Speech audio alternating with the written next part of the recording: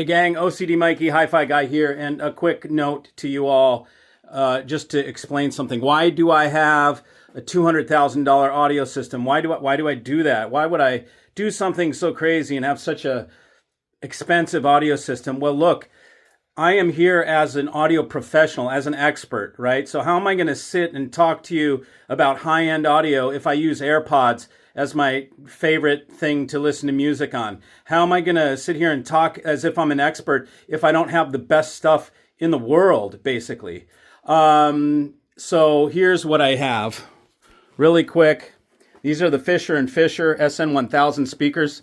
These are 685 pounds of solid slate imported from Germany. You can see this is all solid slate, no MDF, no cheap veneers, no bullshit furniture shit. This is actually stone. And yes, it does make a big difference. It makes a very big difference in how it sounds. These speakers are $110,000. You got double subs right in there. You can see them facing each other. They send out a shock wave of bass. It's hard to control the bass on these in such a small room. My room is 20 by 21 with you can see this slanted ceiling. It's, horn loaded in my room.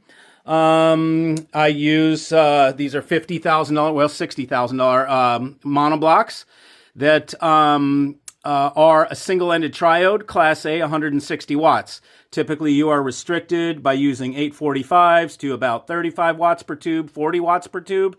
And in the world of tube amps, a single output tube is always the Mac Daddy. It's always the best, most purest way to listen to a vacuum tube is to have one output tube. Unfortunately, very few single output tubes have enough watts. The most powerful we can think of is maybe 845, and you get maybe 35 or 40 watts out of them, maybe a little bit more with some transformer, magic or what have you, but really it's definitely not over 50 watts. This is 160. Okay, this thing can power a speaker from 0.5 ohm all the way to 32 ohms. This is the most stout vacuum tube amplifier you will ever see in your life or hear in your life.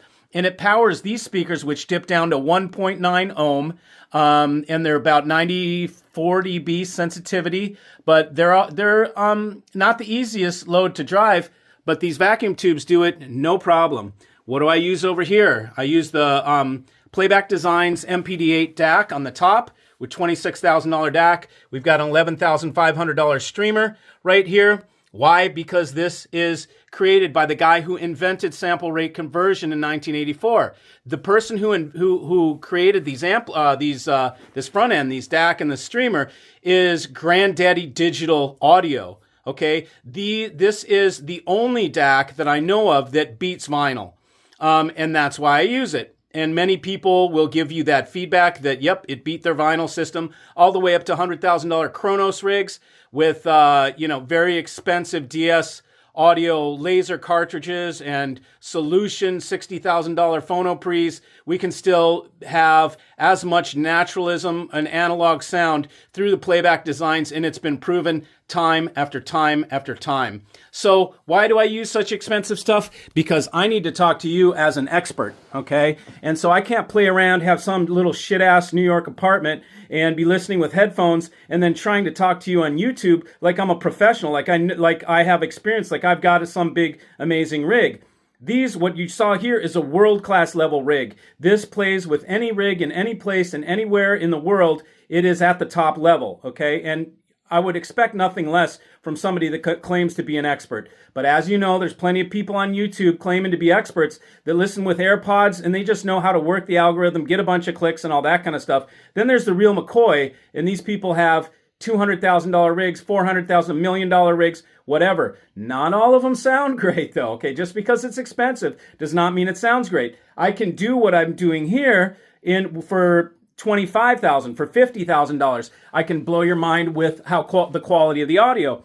But I have to have the best here so that when people come, I can set their reference. This system is designed to scramble your brain and reset your reference as to what's possible. When people sit and listen to this audio system, they never knew this was possible. They had no clue, and it blows their mind, and it resets the reference. All of a sudden, they've got a new reference from which to compare everything. So if I'm going to listen to $5,000 speakers or different things and I'm listening, I have to have a high reference as a caliber from which to choose the products that I sell. Well, this is what my reference is. I just showed it to you. So everything that I sell, even if it's a $5,000 pair of speakers, needs to sound something like this. It needs to have some characteristics of this, be magic in some way, or I'm simply not going to put my name on it. That's why I have very select products, and I don't have a new product every week telling you about a different thing, and they're all freaking great. It's not that way. These are the best products,